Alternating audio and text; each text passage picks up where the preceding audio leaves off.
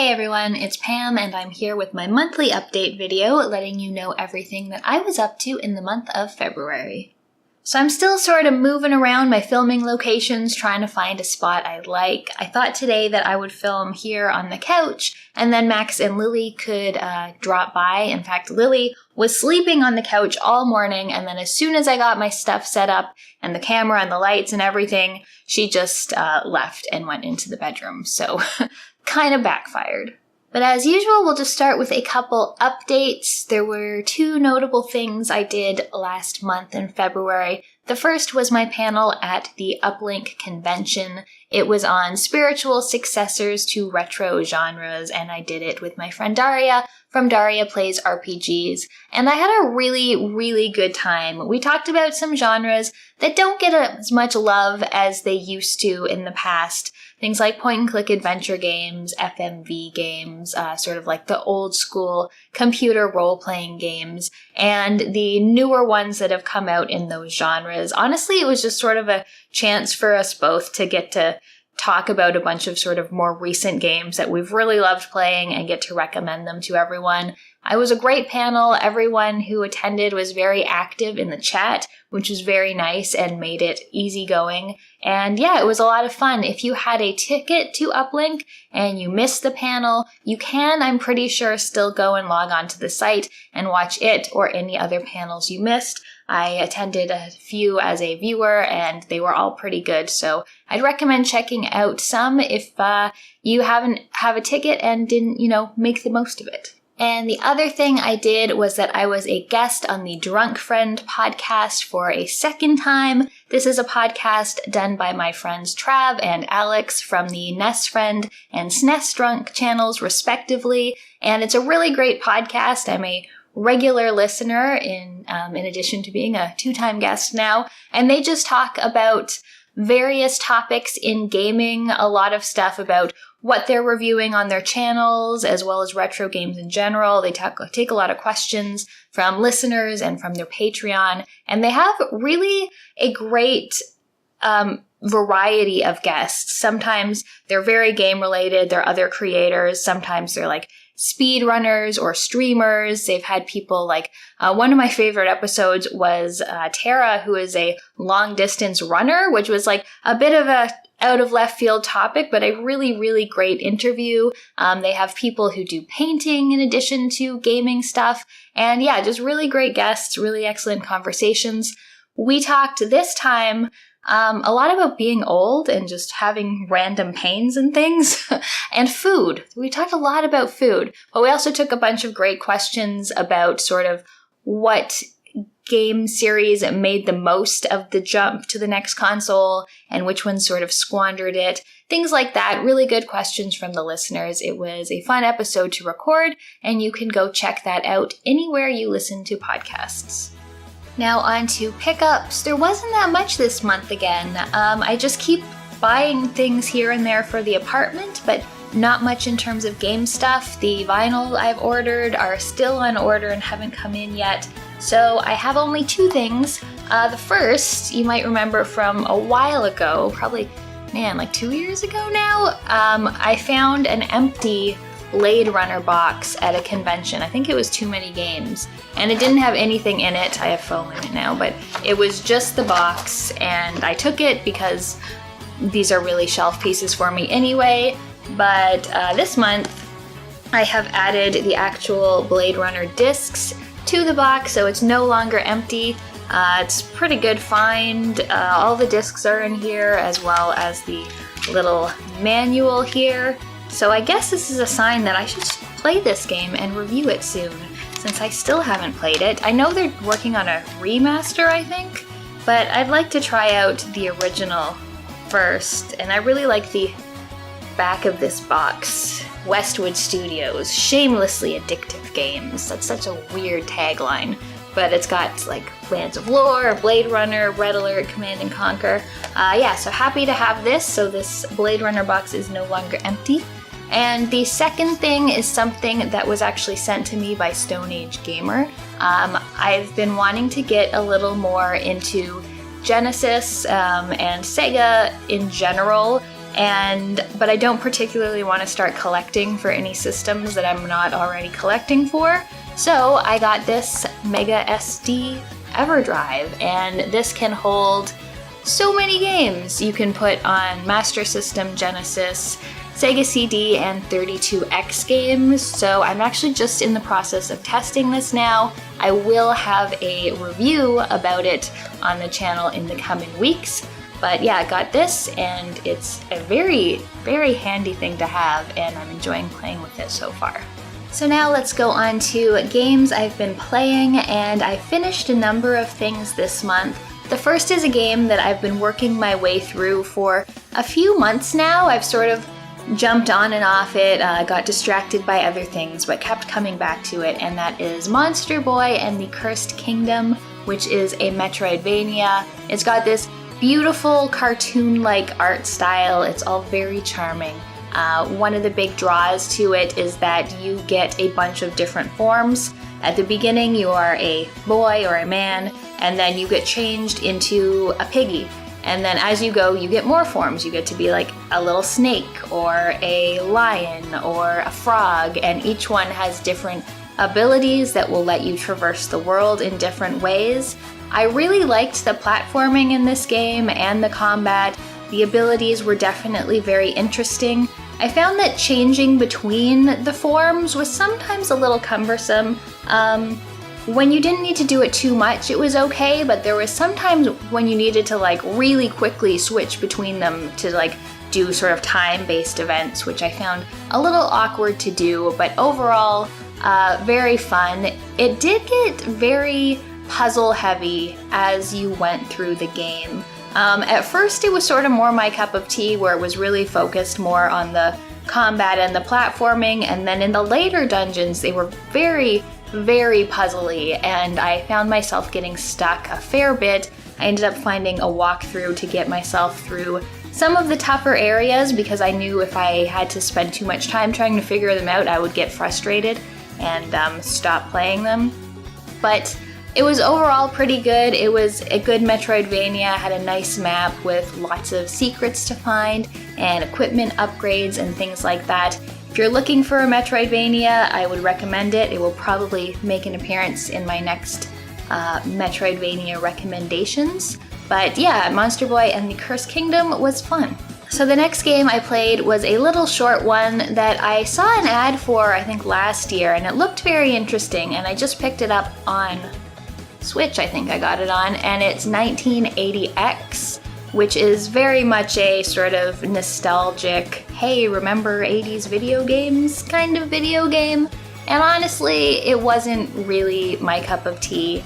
It's a sort of story about this kid living in the suburbs and wanting to escape the suburbs and finding solace in video games, which is like, okay, it's all well and good, but the main meat of the game was, I think, 5 sort of knockoffs of popular 80s arcade games. So there was like a Streets of Rage / Final Fight clone, there was an Outrun, there was like a Shinobi, some kind of dungeon crawler, and overall it was just, I don't know, it was just so brief. And I'm not complaining about being short, but just like, you play each of these games for 10 or 20 minutes and they're fine.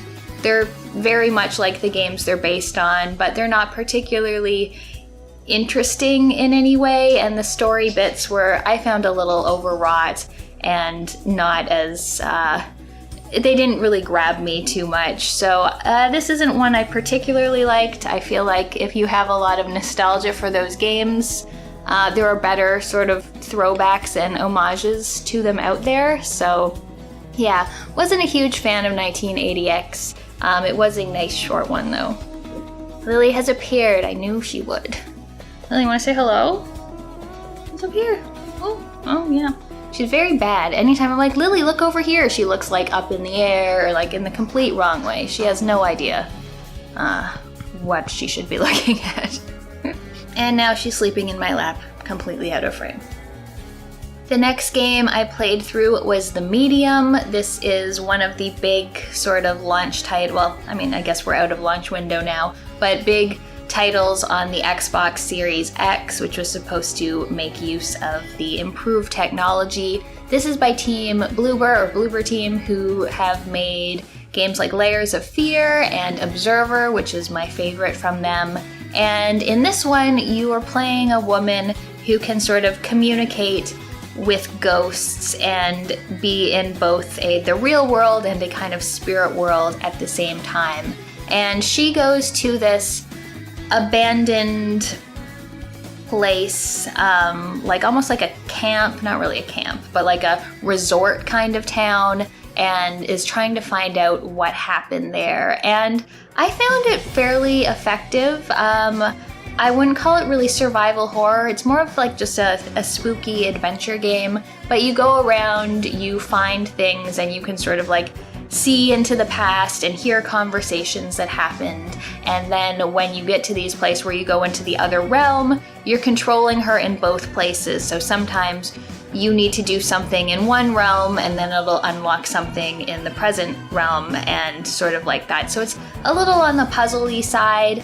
There are the occasional sort of stealthy action sequences where you need to either run or hide or die, but thankfully, for me at least, they didn't do too many of these. I often find games feel the need to like put in these action scenes when they're really not needed. Like I did feel on Observer, it was such a good game on its own, but they like really just felt the need to put fail states in there, and I thought they kind of were a bit of a waste. So I like that they didn't overuse that too much.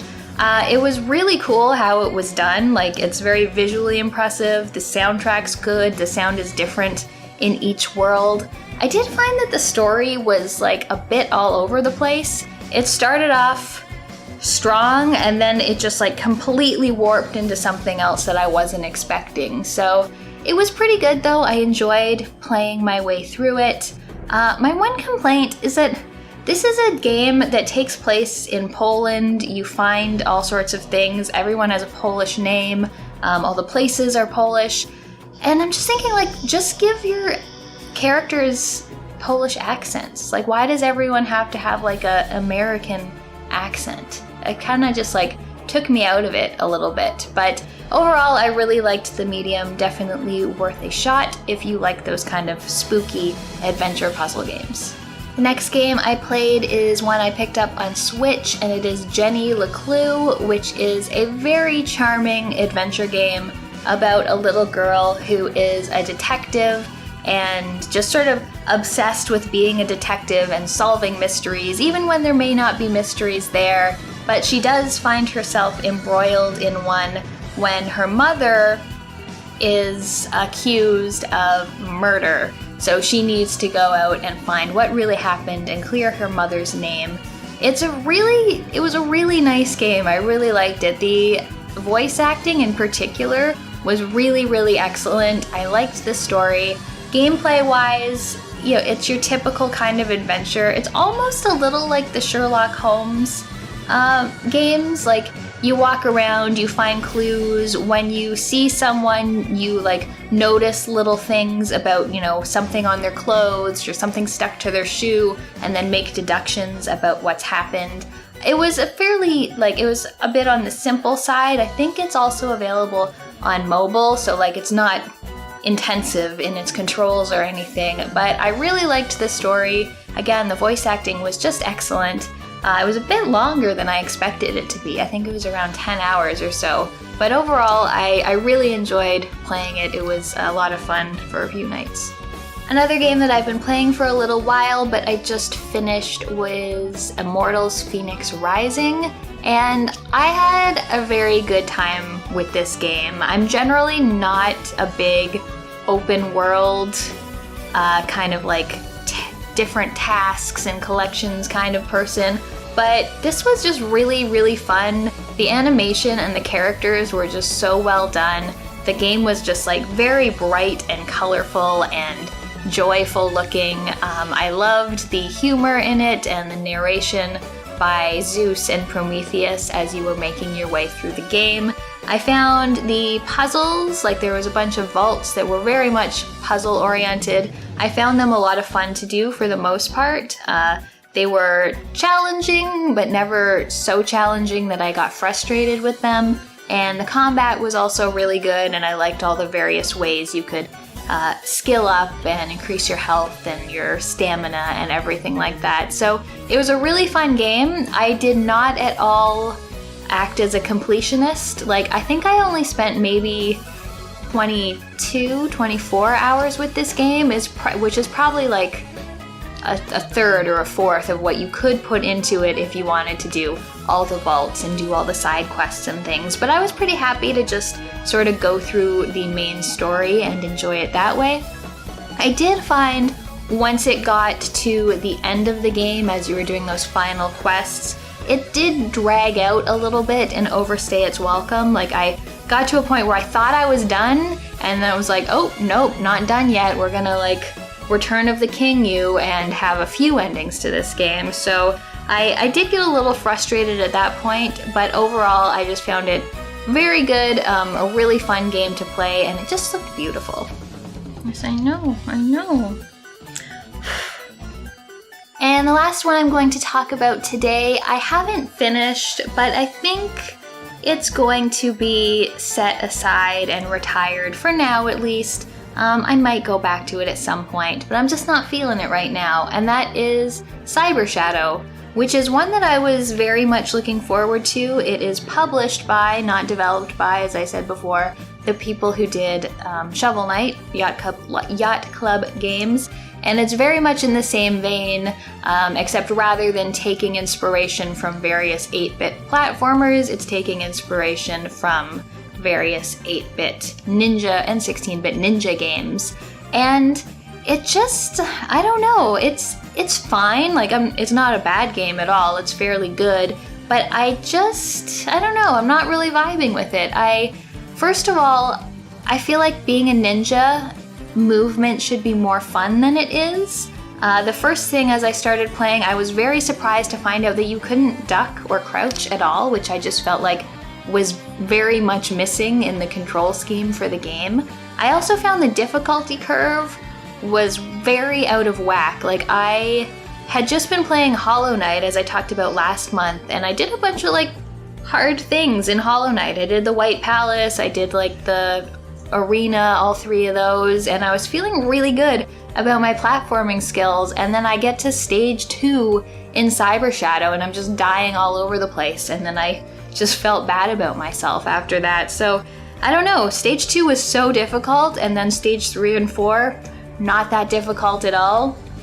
And yeah, it's just, I don't know, just not really doing it for me. There's nothing particularly wrong with it, but I think they're holding on to that retro feeling maybe a little too hard. Like, I just got a new ability that lets you dash, and rather than like use one of the like 16 buttons on the controller to dash, you have to double tap the direction you're going into, which just isn't ideal, especially when you have so many buttons, even face buttons that aren't being used yet. So yeah, I just didn't really love it, was finding I was getting more frustrated than having fun with it.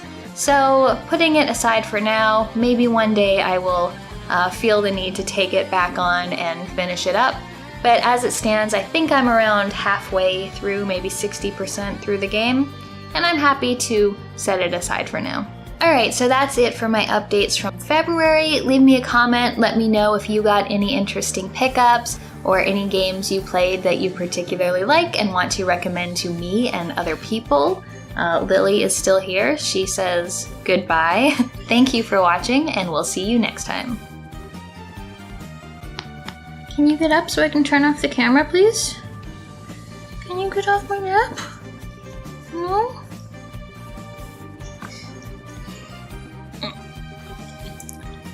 I'm crushing her head.